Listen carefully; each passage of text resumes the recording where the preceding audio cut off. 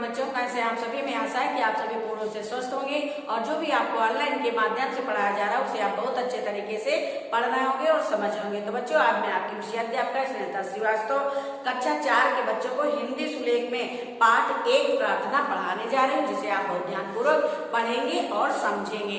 तो इसके लिए बच्चों आपके पास किताबों का होना बहुत आवश्यक है। यदि आपके पास किताब नहीं है तो आप कैसे पाठ को पढ़ेंगे और कैसे समझेंगे, उस पाठ में क्या लिखा है आपको कुछ भी पता नहीं चलेगा। इसलिए आप कॉपी और किताब अवश्य मंगवा लीजिए। अब ये सुलेख की किताब है, ठीक है, सुलेख की किताब। तो किताब में आप भरेंगे, जो प्रार्थना हम पढ़ाने जा रहे हैं किताब में भरेंगे। और सुलेख की कॉपी, तो कॉपी सुलेख के लिए जो व्याकरण की आपकी कॉपी बनी हुई है उससे पीछे से 20 पेज आप छोड़ देंगे और फिर एक पेज को फोल्ड कर लेंगे, यानी मोड़ लेंगे और उसमें सुलेख लिखेंगे।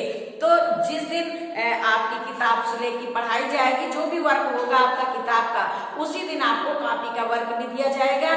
उसमें पेज नंबर पड़े होंगे, डेट पड़ी होगी और पेज नंबर पड़ा होगा। उस पेज नंबर को आप पीडीएफ के माध्यम से देखेंगे और लिखेंगे।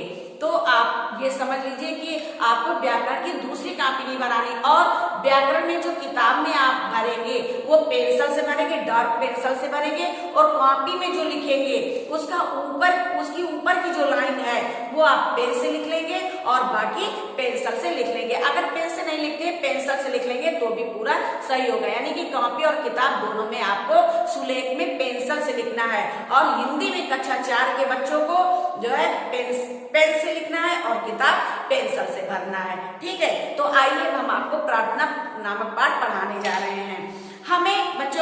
हमें दिन का कोई भी कार्य शुरू करने से पहले ईश्वर की प्रार्थना अवश्य करनी चाहिए। जब हम सो के उठते हैं तो हमें सबसे पहले ईश्वर का स्मरण करना चाहिए और ईश्वर की प्रार्थना करनी चाहिए। उसके बाद फिर हम अन्य कामों को शुरू करें, ठीक है। सबसे पहले हमें भगवान का भगवान की प्रार्थना करनी चाहिए और उनसे अनुनय विनय करनी चाहिए। नीचे दी गई प्रार्थना की पंक्तियों को ध्यानपूर्वक पढ़िए और याद कीजिए। इस पंक्ति को आप पढ़ेंगे और ध्यानपूर्वक पढ़ेंगे और याद करेंगे। आइए हम पंक्तियों को पढ़ते हैं। इतनी शक्ति हमें देना दाता, मन का विश्वास कमजोर होना। बच्चे ईश्वर से प्रार्थना करते हैं कि हे ईश्वर, हमें इतनी शक्ति देना जिससे कि हमारे मन का विश्वास कभी समाप्त ना हो और हम चले नेक रास्ते पे हमसे भूल कर भी कोई भूल हो ना। हम हमेशा नेक रास्ते पर यानी अच्छे रास्ते पर चले, हम भूल कर भी कोई बुरा काम ना करें, यानी भूल कर भी हम कोई भूल ना करें जिससे किसी को दुख पहुंचे और किसी के साथ कोई बुरा हो। दूर अज्ञान के हों अंधेरे, तू हमें ज्ञान की रोशनी दे।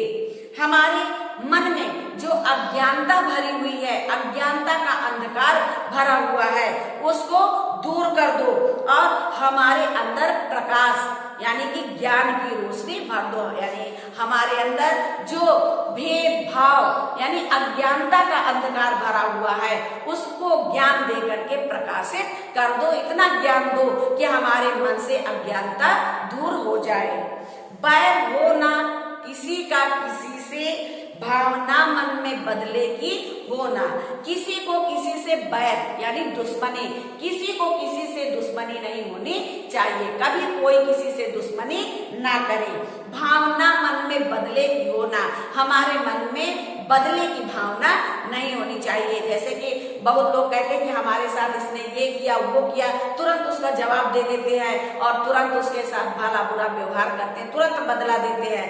तो इस प्रार्थना में बच्चे कह रहे हैं, ईश्वर से प्रार्थना करते हैं कि हमारे मन में कोई भेदभाव ना हो और हमारे मन में बदले की भावना भी ना हो। यदि हमारे साथ कोई बुरा व्यवहार करता है तो भी हमें उसके साथ अच्छा व्यवहार करना चाहिए। इतनी शक्ति हमें देना दाता, मन का विश्वास कमजोर होना। हे प्रभु, हमें इतनी शक्ति देना जिससे हमारे मन का विश्वास कमजोर ना हो। हमारे साथ कोई कितना भी बुराई करे, हमें उसके साथ अच्छाई ही करनी चाहिए। तो बच्चों, ये तो पाठ प्रार्थना था, आपने प्रार्थना का पाठ पढ़ा और हमें आशा है कि आपको इसका अर्थ भी अच्छे से समझ में आया होगा। अब इस प्रार्थना नामक कविता को आप याद करेंगे और फिर इसके बाद दूसरा पेज है, पेज नंबर 6 है। इसमें लिखा हुआ है पहले पृष्ठ पर दी गई प्रार्थना की पंक्तियों को याद करके यहाँ लिखिए। तो दूसरा पेज जो पेज नंबर 6 है, आप पहले प्रार्थना को याद करेंगे और याद करने के बाद दूसरे पेज में आप प्रार्थना को लिखेंगे। तो हमें आशा है बच्चों कि आज आपको ये प्रार्थना नामक पाठ बहुत अच्छे तरीके से समझ में आया होगा और ये प्रार्थना आपके विद्यालय में भी होती है।